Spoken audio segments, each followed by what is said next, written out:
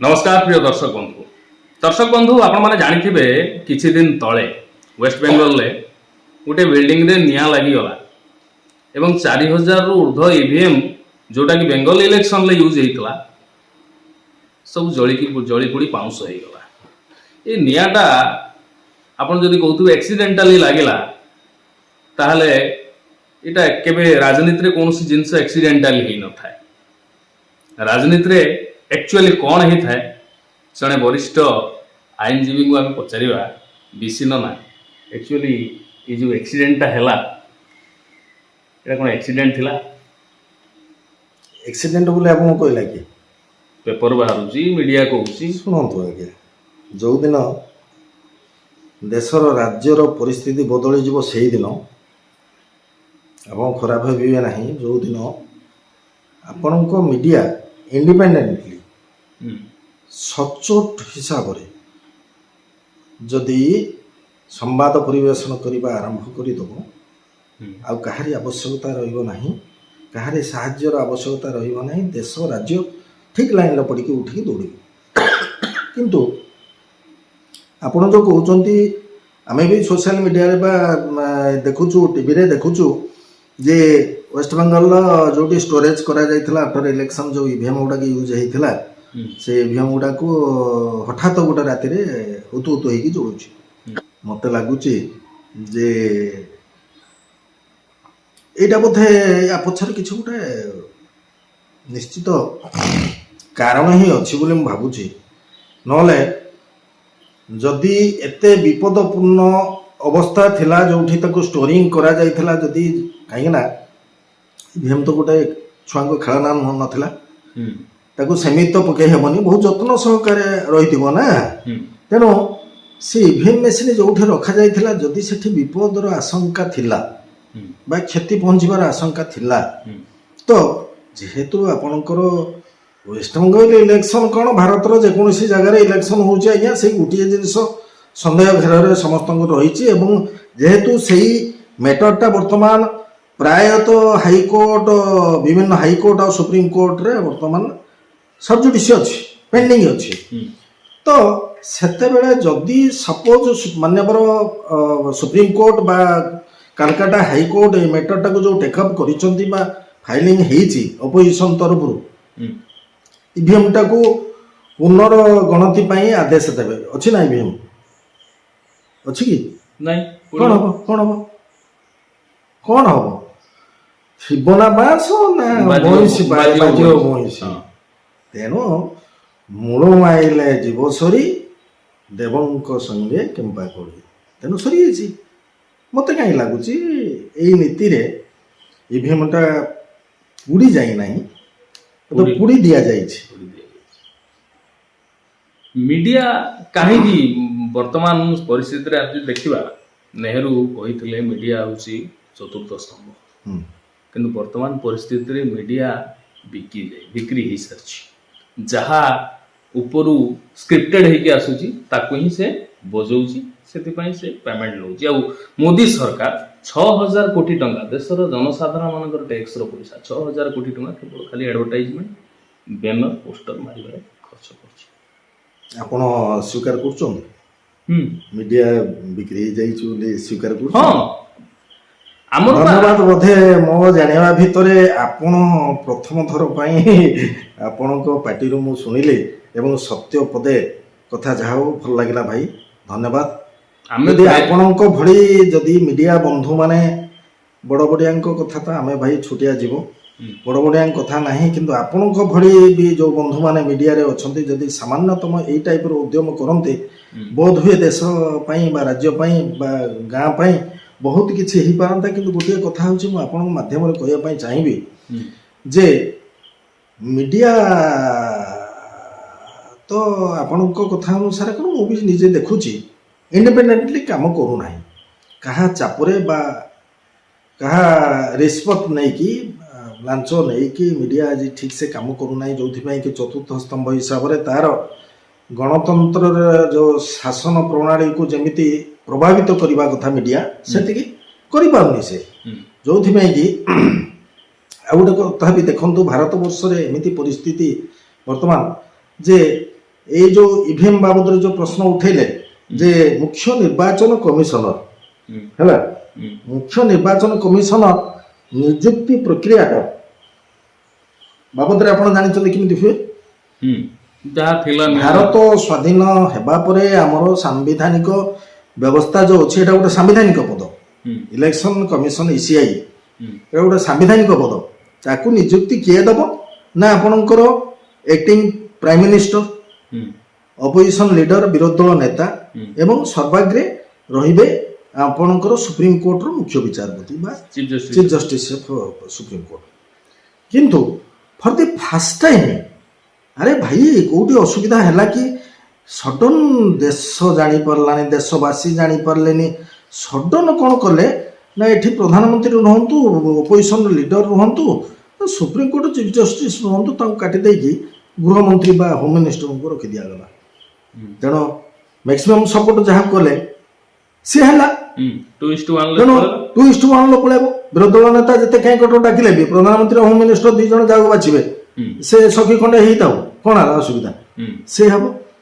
ଥରିଏ ଯୋଉ ଦିନ ଆପଣ ଦେଖିଦେବେ ଯେ ଇଲେକ୍ସନ କମିଶନ ଅଫ ଇଣ୍ଡିଆ ତାଙ୍କ ବାବଦରେ ମୁଁ ପଦିଏ ଏଇଠି କହିବି ଯଦି ଆପଣଙ୍କ ଉପରେ ଏତେ କ୍ୱେଶ୍ଚନ ମାର୍କ ଦେଶରେ ଚାଲିଛି ଡିବେଟ୍ ଚାଲିଛି ବା ଆପଣଙ୍କୁ ଏତେ ଯେଉଁ ପ୍ରଶ୍ନର ସମ୍ମୁଖୀନ ହେବାକୁ ପଡ଼ୁଛି ଆପଣ ଯଦି ଆପଣଙ୍କ ତରଫରୁ ଅଗ୍ନି ପରୀକ୍ଷା ଦେଇ ଦିଅନ୍ତେ ସବୁଗୁଡ଼ାକ ନିହାତି ଏହାର ସମାଧାନ ହେଇଯାଆନ୍ତା। କିନ୍ତୁ ଆପଣ ଯେଉଁ ସାଇଲେଣ୍ଟ ରହିକି ଏସବୁ ଜିନିଷ କରାଉଛନ୍ତି ବା ପ୍ରଚ୍ଛଦ ପଟେ ରହିକି ଆପଣ ନିର୍ଦ୍ଦେଶରେ ହେଉଛି ଯେ ଏସବୁ ଜିନିଷ ଠିକ୍ ନୁହେଁ। କିନ୍ତୁ ମୋ ଜାଣିବା ଭିତରେ ମୁଁ ଗୋଟେ ଶୁଣିଲି କେତେ ଦୂର କ'ଣ ଆପଣ ଜାଣିଛନ୍ତି ମୁଁ ଜାଣିନି ଯେ ଇଲେକ୍ସନ କମିଶନର ଅଫ୍ ଇଣ୍ଡିଆ ଯେଉଁ ଅଛନ୍ତି ଜ୍ଞାନେଶ କୁମାର ଅଛନ୍ତି ତାଙ୍କର ପୁଅ ତାଙ୍କର ଝିଅ ତାଙ୍କର ଜ୍ୱାଇଁ ତାଙ୍କର 14 ପୁରୁଷ କୁଆଡ଼େ ସବୁ ପ୍ରଶାସନିକ ଅଧିକାରୀ ସେମାନେ ସବୁ ୱେଲ୍ ସେଟଲ୍ଡ ମାନେ ମୁଁ ୱେଲ୍ ସେଟଲ୍ଡ କହୁନି ପ୍ରଶାସନିକ ଅଧିକାରୀ ମାନେ IAS IPS ଏଇ ର୍ୟାଙ୍କର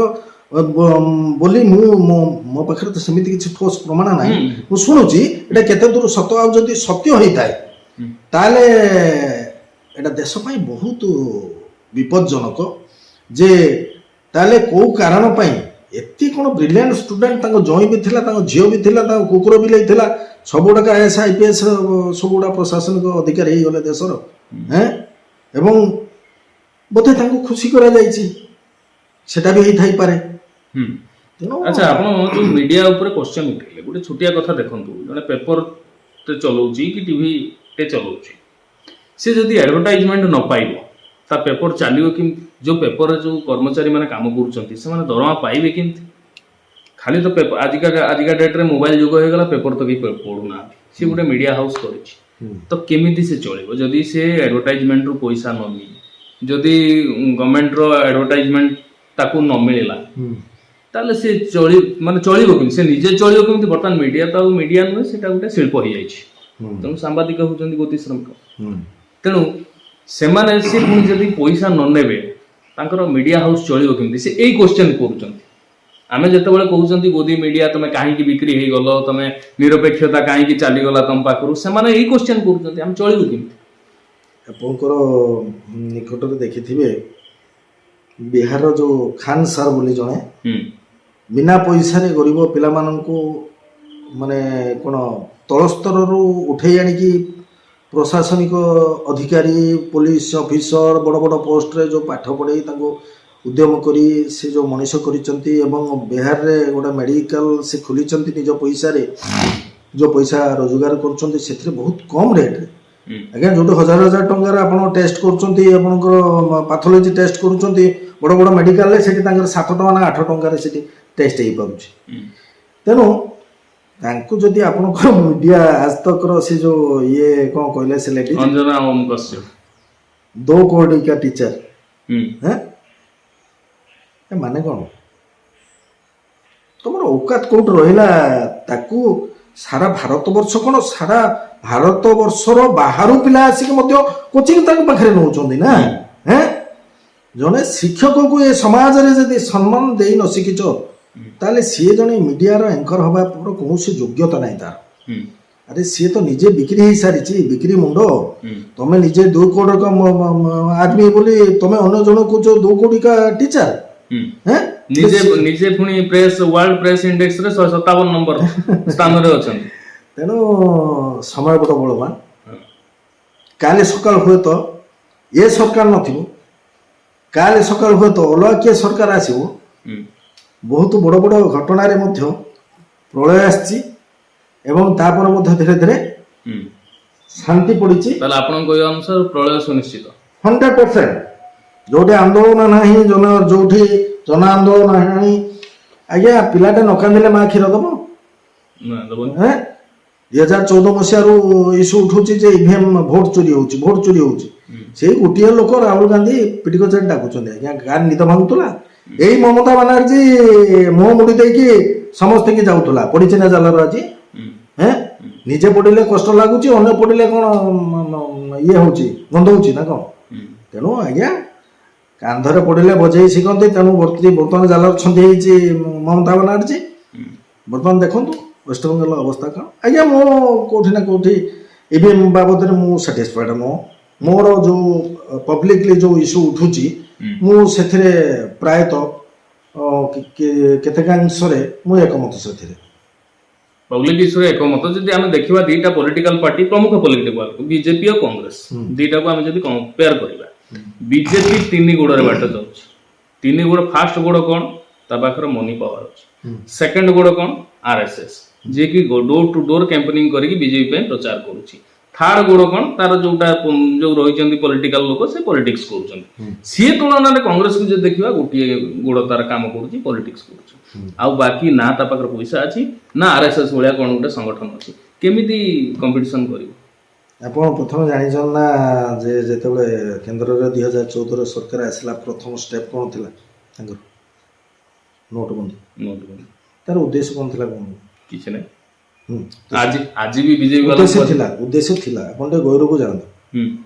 ଉଦ୍ଦେଶ୍ୟ ଥିଲା, ସେ କହିଲେ, ଆମର ମାନନୀୟ ପ୍ରଧାନମନ୍ତ୍ରୀ କହିଲେ କ'ଣ, ୟାର ଉଦ୍ଦେଶ୍ୟ କଳା ଟଙ୍କାକୁ ଜବତ କରିବା ବା ଯେଉଁ ସନ୍ତ୍ରାସବାଦୀ ମାନେ ଯେଉଁ ଟଙ୍କାଟାକୁ ୟୁଜ୍ କରିକି ଦେଶରେ ସନ୍ତ୍ରାସବାଦୀ କାର୍ଯ୍ୟକଳାପରେ ବିନିଯୋଗ କରାଯାଉଛି ସେଇଟା।